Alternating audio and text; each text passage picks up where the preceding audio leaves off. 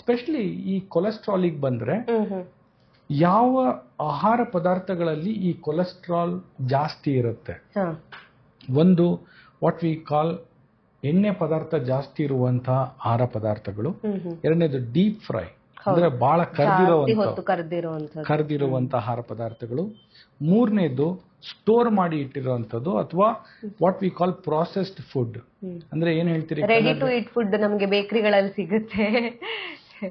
ಇದು ಮೋಸ್ಟ್ ಜಾಸ್ತಿ ಇರುತ್ತೆ. ಅದು ಯಾಕಂದ್ರೆ ಆಹಾರ ಕೆಡಬಾರ್ದು ಅಂತ ಅವರು ಫ್ಯಾಟ್ ಅಲ್ಲೇನೆ ಮಾಡಿ ಇಟ್ಟಿರ್ತಾರೆ.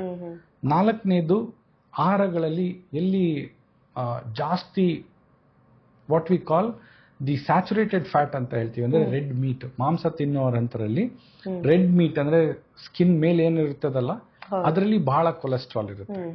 ಮಟನ್ ಆಗಿರಬಹುದು ಅಥವಾ ಕೆಲವರು ಪೋರ್ಕ್ ತಿಂತಾರೆ, ಅಥವಾ ಚಿಕನ್ ಸ್ಕಿನ್ ಜೊತೆಗೆ ಯಾರು ತಿಂತಾರೆ ಅದರಲ್ಲಿ ಜಾಸ್ತಿ ಇರುತ್ತೆ.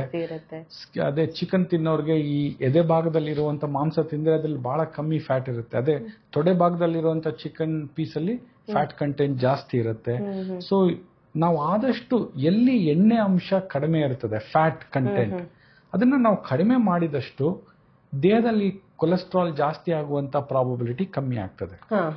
ಎರಡನೇದು, ಒಳ್ಳೆ ಆಹಾರನೇ, ಅನ್ನ ಚಪಾತಿ ಇದನ್ನೇ ತಿಂದ್ರು ಕೂಡ ಅತಿಯಾಗಿ ಆಹಾರ ಸೇವನೆ ಮಾಡಿದಾಗ ಅಂದ್ರೆ ಕ್ಯಾಲರಿ, ಒಬ್ರು ಬಹಳ ಜಾಸ್ತಿ ತಿಂತಾರೆ, ಜಾಸ್ತಿ ಕ್ಯಾಲರಿ ಕನ್ಸ್ಯೂಮ್ ಮಾಡಿದಾಗ್ಲೂ ಕೂಡ ಅದನ್ನ ನಾವು ಖರ್ಚು ಮಾಡ್ಲಿಲ್ಲ ಅಂದ್ರೆ ಅದನ್ನು ಫ್ಯಾಟ್ ಕನ್ವರ್ಟ್ ಆಗುತ್ತೆ.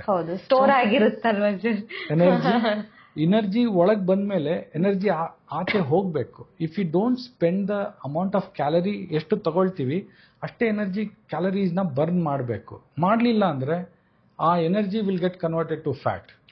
ಸೊ ಟೋಟಲ್ ಕ್ಯಾಲರಿ ಮಾಡಲೇಬೇಕು.